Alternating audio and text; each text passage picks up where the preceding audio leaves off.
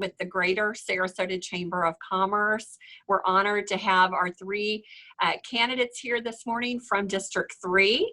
To start off this morning, I'm going to turn it over to Brittany Lamont, who's going to give a few Zoom instructions for us to adhere to this morning. So go ahead, Brittany. Hi, good morning, everyone, and welcome. You will see that we've got all of our participants today on mute other than our candidates, so that we ask that you please stay muted. If you would like to put your name and company in the chat feature, that will allow us to track for attendance. And if you do have, we'll be answering questions throughout the program that were from ahead of time, but if you have any that you would like to submit through the chat, please send those directly to the Sarasota Chamber in the chat. So thank you. Great. And now I'd like to turn it over to Jennifer Barbero from Kaiser University. Kaiser is our presenting sponsor for all of our State of Community events this year. And Jennifer, you want to tell us a little bit about Kaiser University? Absolutely. Thank you, Heather. I'm happy to be here. My name is Jennifer Barbero, Director of Student Services at Kaiser University. Our campus first opened in the city of Sarasota at the Sarasota Quay 25 years ago. We're now located east of I-75 off of University. Kaiser University is a private, non-for-profit, and the fastest growing college in the state with over 21 campuses. We were ranked #1 by Florida Trend Magazine as the best private university in the state of Florida. We offer programs such as business, information technology, cyber forensics, law enforcement operations, and nursing, which I would like to boast that our nursing graduates have the #1 pass rate of the registered nurse licensure exam in the state of Florida. We are a level 6 regionally accredited university by SACS, offering associates, bachelor's, master's, and doctoral degrees. And with that, I'd like to say thank you to Heather, the Sarasota Chamber, for all you do for our community, and to the local candidates of District 3. Now then more than ever, we need to hear your platform. So good luck and thank you. Oh, thank you so much, Jennifer. I'd now like to introduce our chairman of the board this year for 2019 and 2020. He has had quite a year. A, putting up with me, and then B, dealing with COVID, aside from running his incredible business with multiple restaurants. So please welcome Paul Carragiolo. You want to say a few words? Well, good morning, everyone.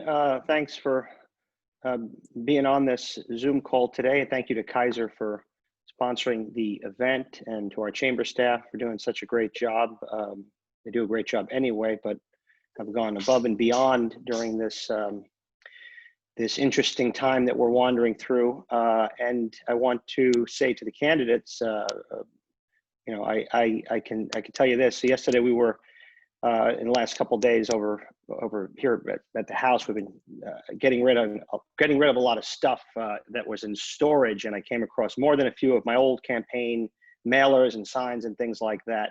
And I could tell you, I thank each of you for being willing to participate in this time. I mean, I think it's probably going to be, well, I'm pretty sure it's the most difficult time ever to be a public official, even a local official, probably more, it's probably more difficult. So thank you for being willing to be vulnerable in this whole process, and I wish you all the very best, and thanks for participating today. And look forward to hearing what you all have to say. Great. Thank you so much, Paul. And now I'd like to introduce Matt Brockway. Matt serves on the board of directors and oversees our Governmental Issues Council. So Matt, you want to go ahead and take it away? Sure. Thank you, Heather. Good morning, everyone.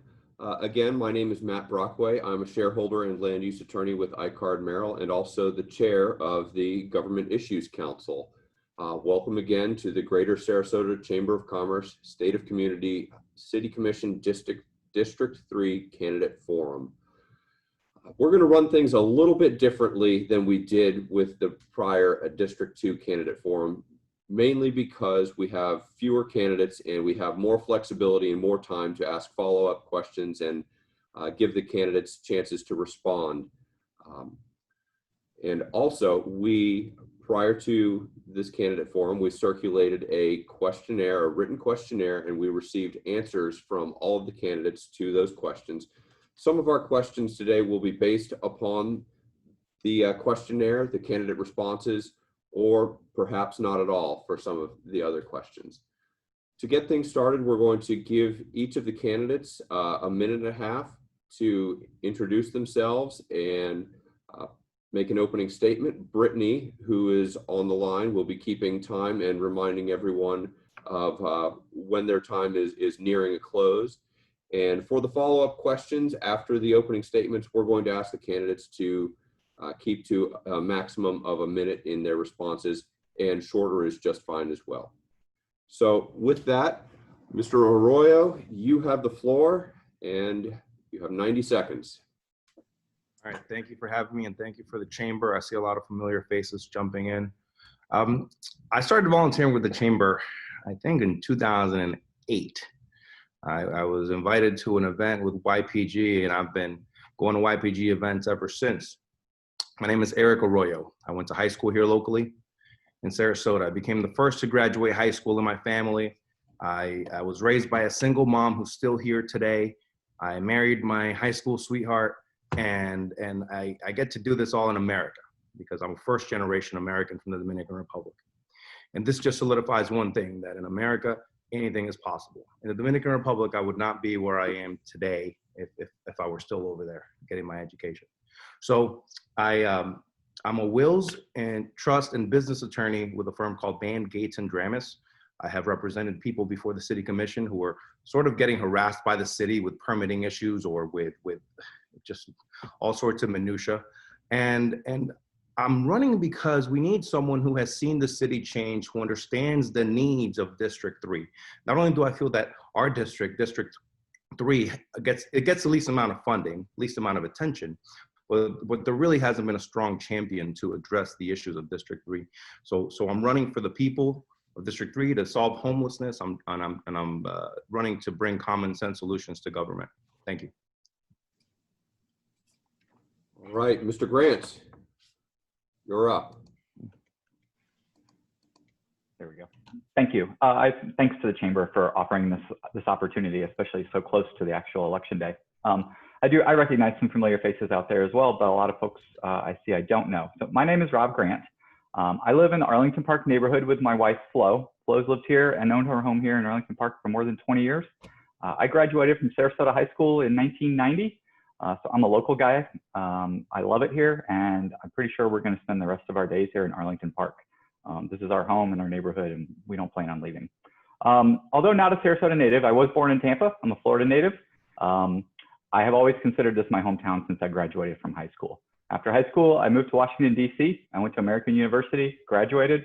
I stayed in Washington, D.C. for about 10 years. I got a job as a writer. And eventually, I got a really great job working with the Dow Jones Newswire service, covering the stock market and business. And I was there in 2000 when the bubble burst, covering a wide range of sectors. It was a very interesting time. But I got tired of living in the city. I had sand between my toes. I'm a Florida guy, and I wanted to come back to Sarasota. So I came back here and I got into business. And what I found is that I have quite a knack for accounting and finance management. And today I have used those skills to help nonprofits and small businesses in the city manage through daily business and the constantly changing business landscape. And of course, we've seen that in particular in the past few months. So I'm a founding member of the Preserve Arlington Park Committee. As that committee working on neighborhood issues, I've realized the best way for us to have a voice and make a difference is to get a seat at the table, the commission table. I am running for equality, efficiency, and sustainability. I am here to work for the people and protect the character and integrity of our neighborhoods. In fact, I've already been working over the past year very hard on neighborhood issues. I've spent quite a bit of time in front of the commission speaking. I've posted a number of these videos on Facebook and shared them with voters. So I have already been doing this job as an advocate, and I'd like to do it as a commissioner. Thank you. Thank you, Rob. Mr. Claremont, the floor is yours. Well, thank you. Thank you to the chamber. Thank you, Heather. Thank you, Paul, and to everybody who's joined us this morning. It's important that we get together and share ideas. My name is Dan Claremont, running for Sarasota Commission District 3. And I'm originally from Wisconsin. My wife, Yvette, and I moved here 10 years ago. And we love it here. I operated a couple of small businesses back in Wisconsin. And since being here, I've bought properties, improved them with my own hands, and I manage those rentals now. and gave me a stake in the city early on, and continues today. You know, I was thinking recently about this being a job, a 4-year job that I'm applying for. And I was thinking, you know, you have to have some vision about what this is going to be in 4 years. What do we want to accomplish? What do we want to do? I hear a lot of candidates talk about, in many races, talking about what we can't do, what we're not going to do, change, change, change. But what are we going to actually do? I would like to say 4 years from now that we have gone through a difficult financial period and we've gained efficiencies, that we've learned to combine positions, combine departments, maybe combined efforts with the county, that we've gone over the leases with the biggest asset that the city has, our properties, and made sure that they're efficient. I want to be able to look back 4 years from now and say that even though we had difficulty, we provided excellent services with our utilities, with our street quality, with a well-trained and funded police department, that the city ran top notch. The things that people expected were delivered. 4 years from now, I would like to be able to see that we have resolved the issues with Selby Gardens and the neighbors around it, that they have gotten the necessary capital improvements, and that they've addressed the sound and activity issues that the neighbors around it have, and that they're living in harmony. 4 years from now, I want to see that we have an orchestra that has found a suitable location in the city. The city has to provide leadership there, and I'm willing to help with that. I want to see that Bobby Jones finally has been addressed, that it's been improved, and that we are well along in our process of making it a 100-year commitment to making it always a green space for the city. I also want to be able to look forward and see that we've handled rezoning issues. You know, along our corridors, we really need to modify and look at, along with the neighbors, along with the neighborhood management, CCNA, have them involved in dealing with the corridors such that we can improve them, so that we can improve business, give our chance to redevelop those areas while in keeping with our historic neighbors and neighborhoods along them. I want to be able to see that 4 years from now, we've done something at Midtown Plaza, where we've got an empty Winn-Dixie store. Maybe we've brought a Fresh Market in. What a shot in the arm that would be for the area. And I'd like to see that in short order that we start to close down Main Street on Friday nights, 4 o'clock, and utilize some of the talent that we have sitting doing nothing right now because they don't have a venue to perform. I'm talking about musicians, bands, I'm talking about dancers, other performers. And I'd like to just be able to see us utilize that asset to bring our community together and enjoy our city. Thank you. Thank you, Mr. Claremont. All right, we'll dive right into some of the follow-up and other questions. I'll state at the outset, I'm going to do my very best to give each of the candidates equal time and an equal opportunity to address the relevant issues. I will likely fail in that endeavor, but I'm going to do my best nevertheless. So let's go in reverse order this time as far as the answers will proceed. Hindsight being 2020, what is one decision or action of the City Commission from the past 2 years that you would change? Mr. Claremont? One. Well, I'll tell you one that pops out that I think that really affects people in District 3 was the decision to, when the city decided wisely to improve the wastewater management system, to take that $370 million cost and put it on the backs of users only instead of trying to take a multimodal approach. So what we have now is we're going to have water bills going up 3.5% over the next 11 years to a point of something around 50% increase in addition to other increases. Now, if you take a tour around District 3, it is not the wealthy part of town. And this is a regressive tax, and it certainly is going to hurt the people here. We talk about affordable housing, and then on the other hand, we go ahead and we hit them up with a higher utility bill. That doesn't seem to be very wise. So among a number of questionable decisions, this is the one that sticks out to me. All right. Thank you. Mr. Grant, floor is yours. Yes. So the problem, excuse me, let me start over. The thing that most annoyed me was when the city was first discussing the small business grants in response to the pandemic. And I felt that they were not broadening the requirements enough. And we saw that when after the first round and the results of that. We do have a lot of home-based businesses. We do have a lot of small businesses that don't have storefronts. And I was disappointed that these businesses were not considered in the first round. They're a huge part of the small business community. I provide services to a lot of these as an accounting professional. So I heard a lot of the frustrations from folks out there that, well, why don't I qualify? I am a business here. I contribute to the community. I've seen the commission has already broadened that a little recently. So, but initially, I think they should have been a lot more open to the types of businesses that were offered that assistance. Thank you. Thank you.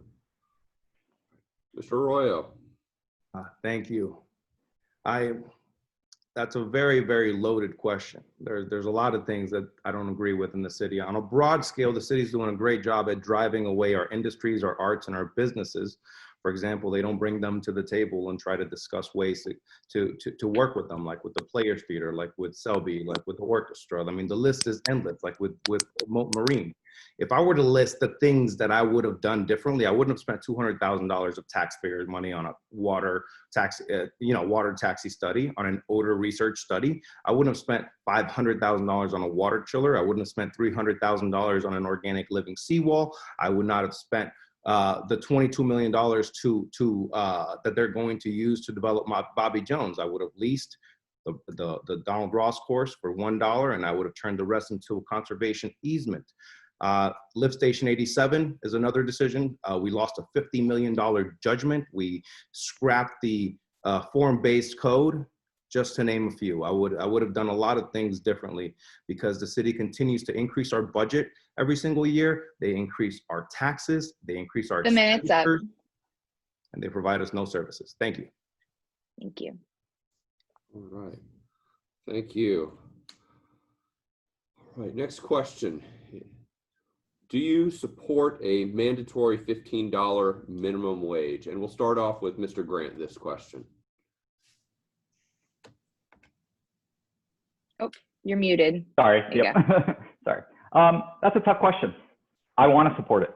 Yes, I do. I don't believe that the minimum wage that we have allows folks to live a life today. I mean, I look across at all the folks that we're living. We all live very comfortable lives. And I recognize that a universal $15 minimum wage, the impact of that on the economic community and businesses. I work with these businesses every day. But I do believe that is something that we need to work towards. I don't think it's something that you can just decide. One day, all of a sudden, you're going to raise it dramatically like that. Businesses need to be given a chance to absorb that.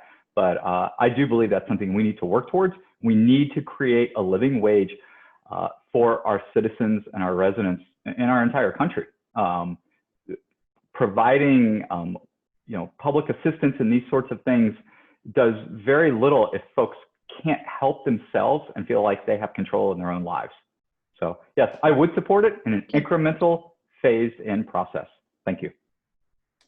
Thank you. We'll go now to Mr. Claremont. Sure. Yeah, I would be in favor of that. I mean, when I look at one thing I would say is for smaller businesses, that could be quite a challenge. So it would be for businesses that have a certain number of employees, let's say 50 or so. But I think what you have now is you have a corporate welfare type situation where you are allowing large companies to have employees so significantly underpaid, and then their lifestyle is buttressed by federal money and state money to help them with rent, to help them with heat up north, to help them with childcare and school and things like this. I would rather see we have a requirement that these employers pay people living wage, which is the buzzword, so that the federal government and the state governments don't have to backfill the needs of these of their own employees. So yeah, I would be in favor of it. Yes. All right, thank you, Mr. Arroyo. I have a few thoughts on this. The first one is the city commission will have no impact on minimum wage at all, ever. Secondly, I'm a business attorney, and in order to start a business in Florida, you need to register with the Division of Corporations, have a tax ID, an operating agreement, make an S election. You need to have a resale certificate if you're selling resale stuff, and if you're doing business in the county, you need to pay the county a business license tax, yeah. And then if you're doing business in the city, you need to pay both the county and the city. It's very, very difficult to start a business nowadays. If you were to, the days of having a lemonade stand in the corner are over. This would put a burden on the little guy. I am not in favor of $15 minimum wage because the big companies would probably not mind. They would furlough and they would adjust accordingly, but it would prevent new businesses from starting. And that is why I would be in favor of a tax credit for people who do that. But if somebody's starting out, I mean, they're barely able to pay themselves, and you're going to make them pay $15 an hour just to get help, you know, with a cleaning business or something. I'm drawing a parallel to the taxes that are being imposed now in the city that disproportionately affect District 3 over District 1. $15 minimum We're wrapping wage up our will affect time. the little guy, not the big guy. Thank you. Thank you, Eric. All right. Moving on to a topic that's very relevant and germane to our times. It's generally understood and accepted that the city will suffer a reduction in the amount of tax revenue over the coming year due to the COVID-19 pandemic. Would you raise or impose new taxes or fees on residents or businesses in an effort to reduce the revenue gap? Who's up? And let's start with Mr. Claremont on this one. Okay.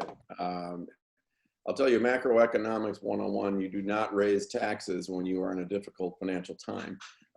A government's job is to try to create activity, not take money out of the economy. So obviously not. We would not raise taxes.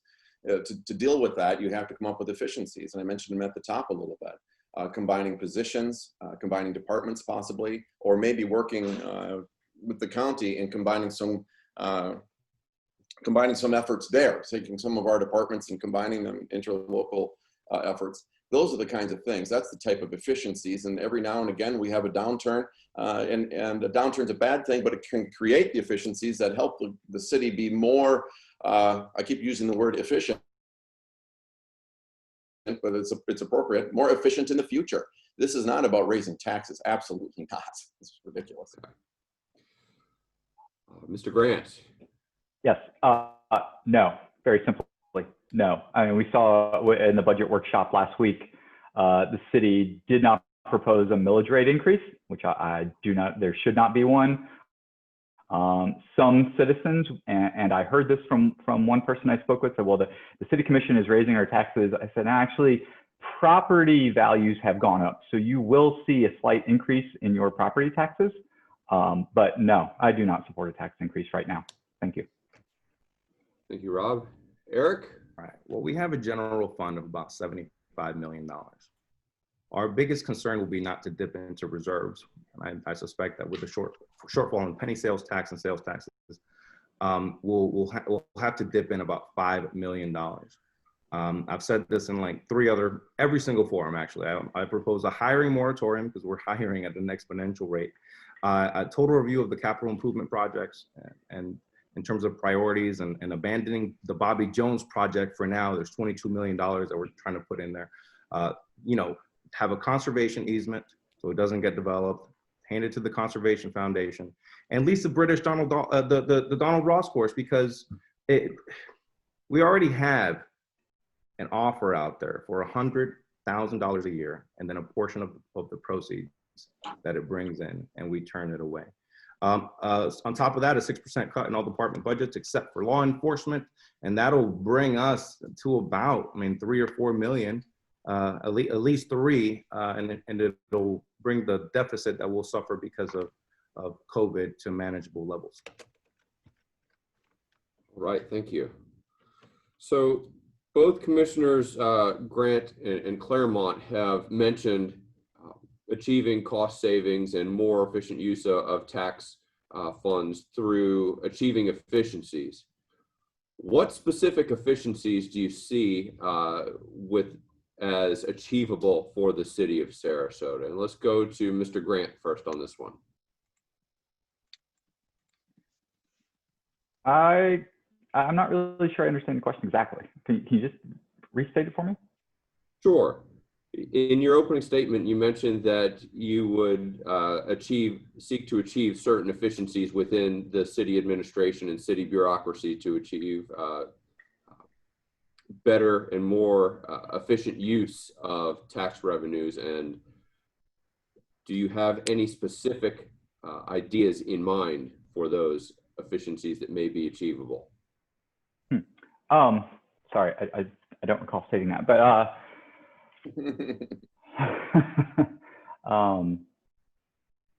I'm sorry, I don't have anything particular in mind right now. I apologize. No. Mr. Claremont, you also mentioned efficiencies. Do you have anything specific in mind? Well, yeah, first of all, you start with your most basic things that you are going to provide and you work from there. Like I had mentioned at the top, utilities and so forth, you're going to be keeping those in the police department well-trained and funded. But what are we going to, what are actual changes? I think we could look at our IT department, possibly combining that with those of the county. The economic development department is another one where we have some redundancy. We have one at the city, we have one at the county trying to achieve the same thing. Another one would probably be the parking department. I mean, you know, we all love those parking meters out there. Well, we have a parking department for the city. We have one for the county. Maybe those efforts could be combined. You know, we have to go through each department and say, is this an essential service? Because we're all doing it at home right now. Is this an essential expense? We may have an economic, well, we are having an economic downturn. How do we address that? So those are the type of efficiencies and an example of those right now. All right, thank you. Any response, Mr. Arroyo? Well, yeah, I didn't mention that in my opening statements, but I'd like to say that we need to have an infrastructure efficiency, but also, you know, fiscal aspect to the efficiency. I think you know, the economic development department needs to be merged with the county. It's a duplication of efforts. IT department, you're talking about the sustainability department.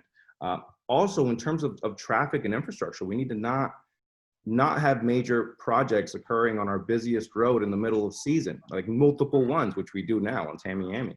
And that's because the process allows for contractors to choose what time, you know, would be most efficient for them. I mean, most cost effective to create these projects.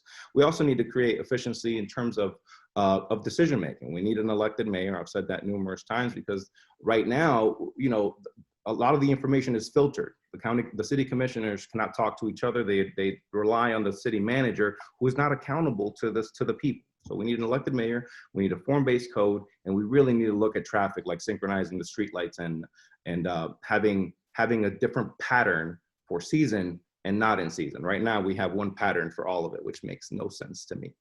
Thank you.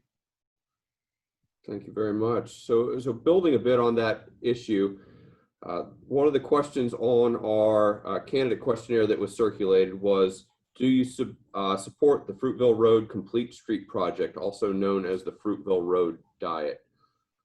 There was unanimous agreement between all three candidates that they did not support that, which is different than some of the answers we got for District 2, where there was a split vote. So I'm going to give everyone a brief opportunity to explain why they do not support the Fruitville Road Diet. And we'll start with Mr. Arroyo. You're muted.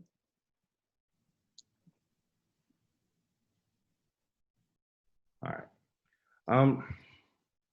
What it boils down to is we need to reprioritize our ideas and our funds right now. We're dealing with COVID, and we have so many of these. There are several other complete street projects that I do approve of, by the way. For example, Shade in District 3. But the Fruitville Road one, absolutely not. It'll create more problems than it would fix. It has not been properly vetted by the public. And I believe that we should really be focusing on helping our business community, helping traffic improve.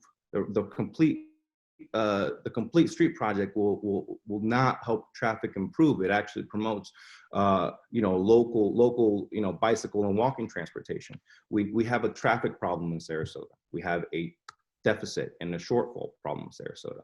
We do not have a walkability problem in Sarasota that needs to be prioritized over all that. Thank you. So you just said there's no walkability problem in Sarasota. One of the key platforms of the group formerly or currently known as STOP has been that Sarasota is not a walkable city. Do you disagree with their position? I disagree.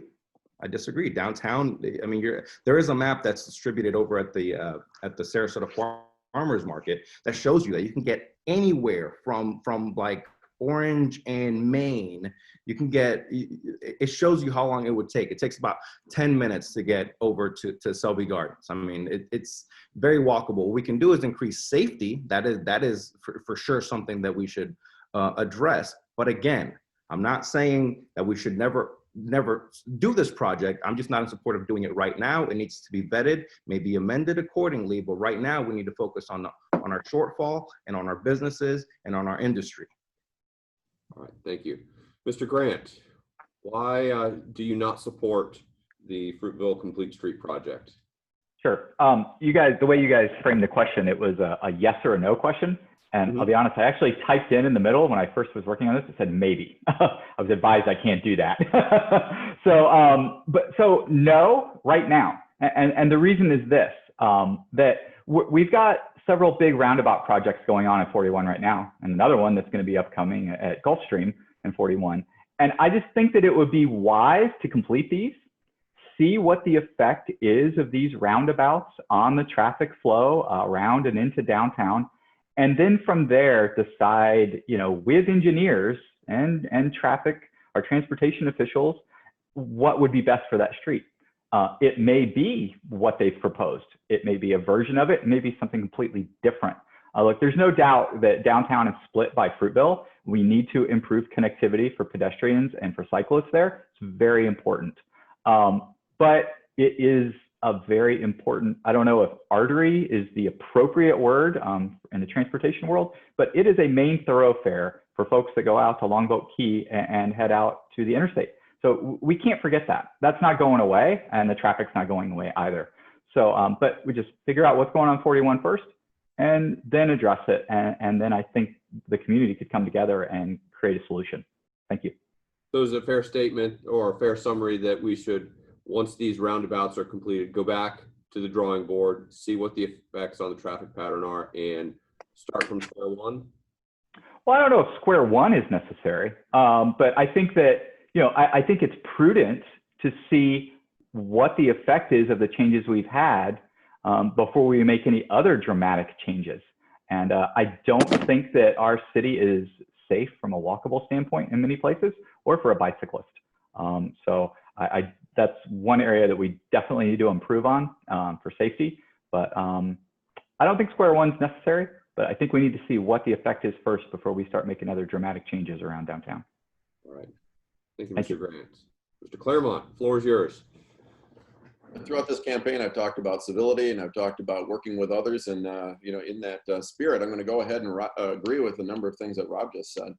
I think that we've got a lot going on, and he's right. Let's just wait and see what's going on before we make a sudden movement there. When I say no to that, I do take into account the fact that that is a main evacuation route for the barrier islands. And all at once, we've got this nice walkable road, but we've got thousands of people who need to get the heck out of Dodge, and they're not going to be walking. So I think that that's an area that we have to really be concerned with. That said, there are professionals involved here. People don't ask my opinion on should there be heart surgery. These are traffic engineers. These are people who do this for a living. And so you have to defer to them in most cases, but it just doesn't fit the eye to me to say, let's turn Fruitville into a single lane road. Well, 2 lanes, 1 in each direction. But yeah, let's just settle in. We've got a lot going on down there before we talk about another change. All right, thank you. So as I think everyone's aware, a number of cultural and scientific and other institutions have made the decision over the past number of years to relocate outside of the city of Sarasota. So with that in mind, the next few questions are going to be based on what some may say as Sarasota institutions.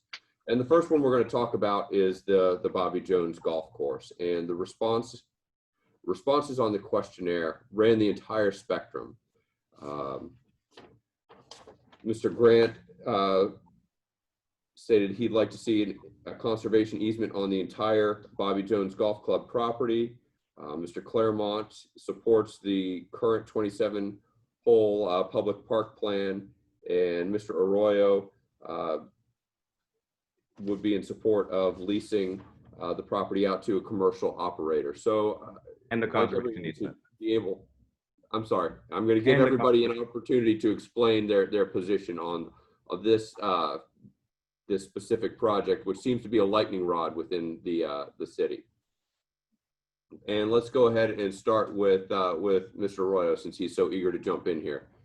Wanted to correct you. Didn't want, there's a lot of people supporting my opponents here. I didn't want to get misquoted. So I'm the only candidate that lives on Bobby. I could throw a rock right here and hit Bobby Jones, just so you know. I live in the precinct. I'm the only candidate that lives in the precinct of Bobby Jones.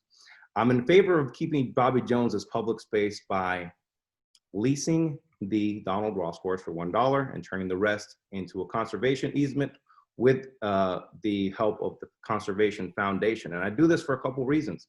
We lose over $1 million a year running Bobby Jones. I don't know why a city of our size is running a golf course on a deficit when we really mismanage everything else. Look at Lift Station 87, was supposed to cost $8 million. We're at $67 million in almost 10 years. Well, over 10 years at this point, 12 years. So I really don't think we need to put over $20 million into a project that loses $1.7 million. If your pool is draining, you don't invest in better water and a more expensive pool boy. You fix the leak. Thank you. All right, thank you. Let's go to Mr. Grant now. Okay, Bobby Jones. First thing that the city commission needs to do is it needs to get a conservation easement on the entire property. I believe that is of the utmost importance. It's a very important environmental asset to our city. It is a major filter for water that goes into Philippi Creek, and we cannot afford in any way to mess with that. Once the conservation easement is established on the entire property, I think we need to move forward with the plan that the commission has approved. We keep kicking this can down the road. We need to move forward now. There is a plan. It has been approved. I believe we need to move forward with it. We saw that there is no money in the budget next year to move forward with this, which makes me believe it will remain open as a park for our District 3 residents for a period of time. I think that's great. But I think that establishing that golf course as the plan has been approved there and retaining the rest of the property as a public park for our District 3 residents is very important. If you live up there, you have not had access for a very long time to a lot of park space. There are folks that live up there that have never even been to Bobby Jones because they don't play golf. So the conservation easement first and foremost. Once that gets done, I think we need to stick with that plan. If the community decides that that is not the plan and they talk to the commissioners and they say, maybe we want to tweak it a little, we could consider it, but I don't think kicking the can down the road any longer is the answer. But the environmental impact of that property is significant and it needs to be protected. Thank you. All right. Thank you. Mr. Claremont, you're up. Thank you. Thank you. Bobby Jones is an asset of the city, and any asset that you own, it is incumbent upon you to maintain it. And while the funding isn't there right now, the direction to refurbish the golf course, I think, is the right one. I come from a city back in Green Bay where we had a terrific municipal golf course that makes money for the county. So it can be done, and it's run by the county there. That can be done here. If we're going to in Green Bay. If we're going to lease the The competition here is fierce. Mr. Hembry. Go. Mr. Hembry, please put your screen on mute, please. Oh, he's muted now. Okay. There we go. If we're going to lease it out to somebody to manage the course, that's fine, but not until after we've improved the asset. I don't think anybody's going to come in and operate it at a profit, and then they may go under and it's back in the city's hands. As far as making it an easement, I had some question about that initially, but I am in favor of that now. I was concerned that maybe it would constrain the city too much, but I believe that we can negotiate in some options such that we can make changes to that area over time, adding a soccer field, putting in some walkways, some parking, things like that. I think we're developing the entire county. It would be nice to have 300 acres. We say, hands off. We aren't going to be putting any housing in there, and we're not going to be developing it. I know there are people in this forum today who disagree with that, but I don't trust people moving forward to not gobble it up. I think it's important that we save that green space going forward. Absolutely. All right. Thank you. On to another project that was controversial in the past year. And we'll start with right back to Mr. Claremont. What are your thoughts on the Selby Master Plan, and do you agree with the City Commission's action? I didn't agree with the city's action. It was a controversial thing, and there were certainly a lot of voices from the neighborhood there that were frustrated, and I understand that frustration. I was moved by a lot of the things that they had to say. I mean, there's a lot of noise, there's a lot of activity, and that has to be addressed, whether there are capital improvements or not. I would say that is a negotiating point we have to sit down with Jennifer Romanecki and discuss. But as far as the capital improvements, I was in favor of them. However, moving forward to a modified plan, I do kind of like the idea of bringing the parking ramp down a bit, although it'll have a larger footprint, and bringing the restaurant down, if there is to be one, onto the onto ground level. If you're going to eat at the gardens, you should be among the gardens, in my opinion. But I think it's very important. It's a key asset in the city. They're associated with the Smithsonian. It is, going forward, one of the very key assets of the city. They have to remain viable, and I do think that the improvements are necessary, and I think it's a great benefit to the city, and it's free to the city. They're paying for the improvements as well as traffic improvements around it. So yes, I was in favor of it, and I think I would be in favor of it going forward. Thank you. Mr. Arroyo. I think we have a lot of projects in town where the city does a great job at just shutting them down. And all the people are asking for is a seat at the table to be able to just come together and discuss some ideas. Selby was great with talking with the city, with making concessions. I mean, people were talking about height problem issues and noise issues and hour issues. And if you look at the modified plan, after they have listened to the people, you know, the restaurant is now in the first floor. It is limited to park to the garden's hours. It is contained. They address traffic. Noise is being addressed. It's when you start by being a good neighbor that way, I think that flourishes into a good project where the neighbors, it won't make everybody happy, but it is something that is workable. And I am in support of the present project. I do not agree with the City Commission's decision to just shut them down. Thank you. Thank you, Eric. Mr. Grant. Okay, so if some of you know me, this is not a surprise. No, I did support the City Commission's decision to vote down that project. I know that there is a new proposal out there with a lot of changes. I have spent some time looking at it.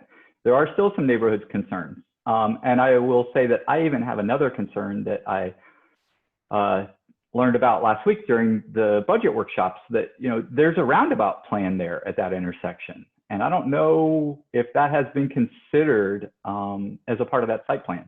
And I think it's something that needs to be looked at before we constrain ourselves and then have to put a roundabout in there. So that's an important thing to consider. Look, this was I would say a horrible, really a horrible sort of stain on our city for the past year. It's been difficult. It was contentious between neighbors, friends who may not be friends any longer. It got ugly. So I think the important thing is that we move on from that. We leave the past in the past, and we continue to sit down at the table and offer each other respect and fairness and honesty about what each of our needs are. I do very much recognize the importance of all of these arts and culture organizations in our city. I'm a working member of the arts community, so it's important to me personally, as well as I come from an artistic background as a writer. And so I appreciate these sorts of things myself. I attend these events. So we just have to come together and figure this out. And I'm willing to help to do that. I think the important thing is to keep an open mind. And that's always at the top of my mind when I'm negotiating. Thank you. All right. Thank you. So I'll jump to a bit of a different issue here. Rate the performance 1 to 5 of city administration and management. And we'll go right back to Mr. Grant. So I've answered this question in a couple of different ways. Usually it was a 1 to 10. So I'd put it at a 3. Look, partly because of the response to the pandemic, and the civil unrest that we saw around the country in the past few months. I think that our city did a great job. I do believe that we need some improvements. I think that's actually partly the city commission's fault. I think they have not been tough enough on the city manager and the administration. I think there's been a little too much dipping into policy making from the city administration, and I think the city commission needs to rein that in. With that said, that's being city manager is a tough job. Running a city is a tough job. And I think going into this, the best thing that I can do as a city commissioner is not create an adversarial relationship. The way I operate is I work hand in hand with folks. I like a collaborative approach. I will get down in the trenches with them and get dirty. We'll open up the notebooks, we'll dig through it, and we'll find solutions to the issues before us. Again, now with that said, accountability is key. And if there's not honest players, they need to be held accountable. Our time's up, Rob. Yep, great, thank you. All right, let's go to Mr. Claremont on this one. Yeah, I mean, I guess, we're looking at a 3.5, something like that. We talk about city management, and right away it goes to Mr. Barwin. We do have excellent people who are the heads of departments. We have Jerry Fogel, who runs the Parks Department. We have Bill Reby, who runs the Public Works, and we have a great manager of our Finance Department. Name escapes me, I apologize. But those departments are run well, and they should be credited for that.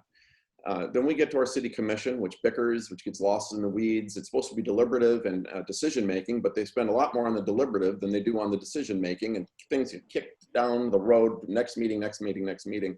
And it creates a vacuum of leadership, and that gets filled by Mr. Barwin. And I think a lot of people take issue with the fact that he takes a little too much, or he provides a little too much direction in the city. Maybe that's not his fault. When we're critical of Mr. Barwin, maybe we need to look back at his boss, which is the commission. And so I think we need changes in the commission, and improvements may come from there. All right, thank you. Mr. Arroyo. Again, very loaded question, but I'll try to answer as best I can. If you're talking about the administration, I would look at the city manager, the department heads, and the commission. The department heads, I think, do an exceptional job. I would rate them an 8 out of 10. The city commission is very divisive. They often divide themselves not on principle or policy, but on former feuds, and I would give them a 5 out of 10 because there have been some good things they've done. And the city manager, who is the only one that's supposed to give information to the city commission, they cannot talk to each other.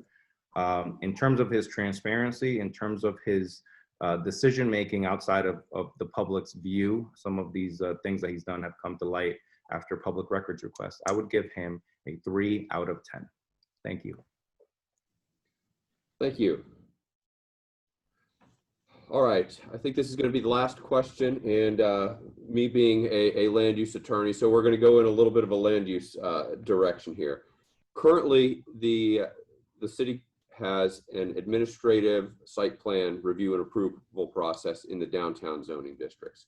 And our questionnaire asked whether each candidate supported this administrative review and approval process. Mr. Grant, you said no. Do you care to expound and explain what would you see in its place? Mm-hmm. I believe that we need public input. And I don't have any particular structure of what that should be. I mean, we have systems for public input in our development process today. I'm not happy with those. So, I'm open to a discussion as to what that should be, but public input needs to be included on large-scale projects that have a significant impact in the public realm.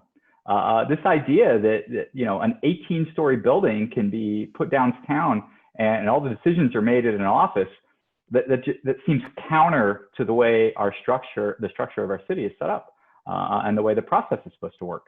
So public input is important.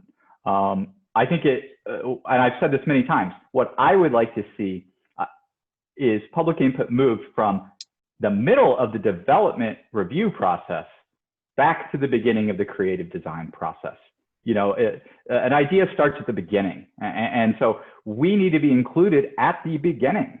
And, I've also said the Bay Project, that it could be a model for the types of things. I mean, I realize the extensive amount of meetings. This is what scares people. They don't want this. It raises concern about cost and dragging the process out. So yeah, we need to craft that process.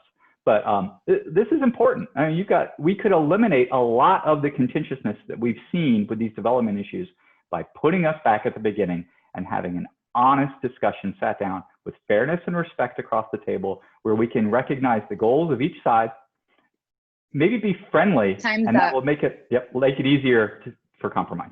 Thank you. Okay. Quick follow-up question. You mentioned large-scale projects. Where would you draw the line between a small-scale project and a large-scale project? And I'm not going to hold you to this. It's just what in your mind would be a large-scale project and what would be a small-scale project? What's the fuzzy gray line between them? I would be up for discussion with that as well. I mean, right now, administrative review does serve purpose right now. I'm sorry, I don't have it in front of you, but you can get a small scale project right now approved in administrative review. Homes, there's a square footage. So it does serve a process. It does have a place. And I'd be willing to open that up and sit down and look. But again, same thing. I think the public should have some input in that process of making it up, as should developers. I mean, look, the goal here is to provide predictability for everybody.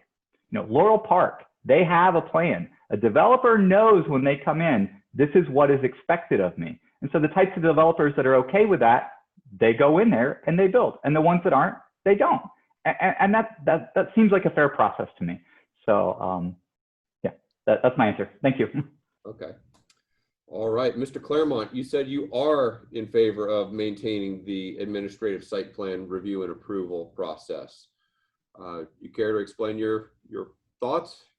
Sure. We're getting into a period here of some economic challenge, and the last thing we need to do is to slow down processes to anybody who wants to come and spend money in the city. Now, we have a code, we have a comp plan, we have zoning. Those are the things that are used to determine whether a building should be built or not. I don't know what public review is going to do to change that. Now, I agree that there should be public involvement early so that we can have input on the project earlier and more frequently. However, if we go ahead and we have a public system where we go ahead and say, no, we don't like it, despite the fact that it meets all the parameters, the developer can bring in his or her army of attorneys and say, explain to the judge, please, exactly why we can't build on the property we own, despite the fact that we meet all the parameters that were put forth by the city and the laws of your town.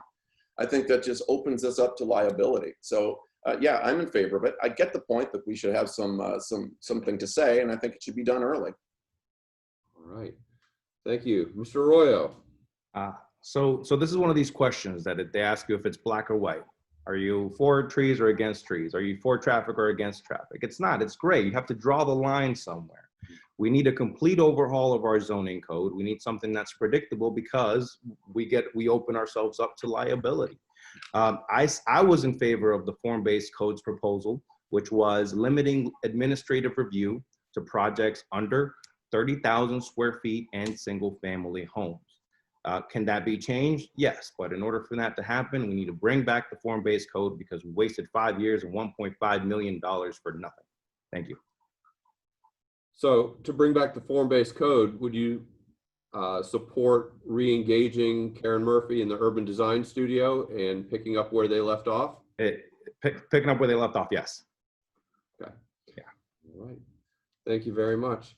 With that, I think we're going to go to closing statements, and we'll give everyone another minute and a half, respond to anything that was said, address any other issues that you care to bring up, and let's go in reverse order from the opening statements, and we'll begin with Mr. Claremont. Thank you.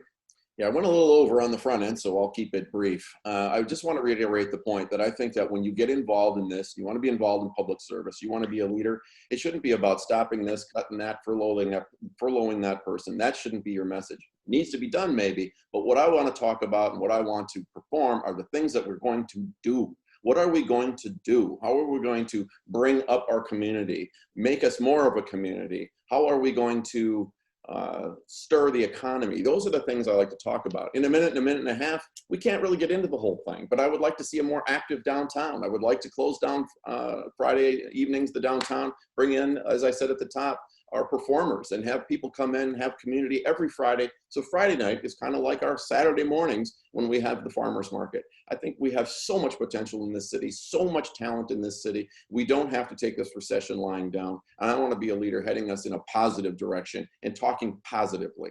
Thank you. All right. Thank you. Mr. Grant. Thank you very much to the Chamber and to Dan and Erik. We've been through a few of these. I think it's our last one. So I feel like we joined a little club and this is our last meeting. So anyway, thanks for your time, everybody. Look, I've been walking the talk for the past year, like I said, working on neighborhood issues for a little longer than that. I've been meeting with city commissioners, staff, attending city commission meetings, reading big, huge notebooks of backup materials. So I've already integrated this into my life. And I'm going to continue on with this. Sarasota District 3 is a collection of diverse neighborhoods. We've got unique challenges, and they require thoughtful and committed leadership. My goal is to bring that leadership that has been lacking for our district, to bring the community and the city together, to work and collaborate with developers to make their projects better for their greater good, and to be compatible with the city and District 3 in particular. I will work towards compromises with the overall well-being of the community in mind by offering fairness and respect in the negotiating process. I will work on affordable housing and homelessness, and I will work on addressing these current budget issues. Obviously, that's very important. Finally, our neighborhoods hold some of our most valuable resources. They're where we live. They should be a factor in many issues before the City Commission. No matter how strong an economy we build, people will not maintain it if they cannot find solace, comfort, and happiness in the neighborhoods where they live. I will continue to fight to be the voice of the residents of Sarasota, and I will protect the integrity and culture of our neighborhoods. I appreciate everybody's time. I appreciate your support with the vote in August 18th primary. Thank you. Right. Thank you very much. And let's wrap it up with Mr. Arroyo. So I remember growing up in District 3. It's a working class neighborhood. My mom's a single mom. She used to work numerous jobs. I remember I used to bike everywhere. I used to have a bicycle. I got my first job at Walgreens, where I worked for a very long time. I started off as a cashier right on Tamiami and Bee Ridge, became a pharmacy tech, became a store manager. I've met a lot of people, actually. Some of those people became my first clients when I became an attorney. And now they have my signs up. If you look at Rugs by Reza, Reza's used to go get milk and eggs every single Friday at my Walgreens when I used to manage the Bay Vista Walgreens.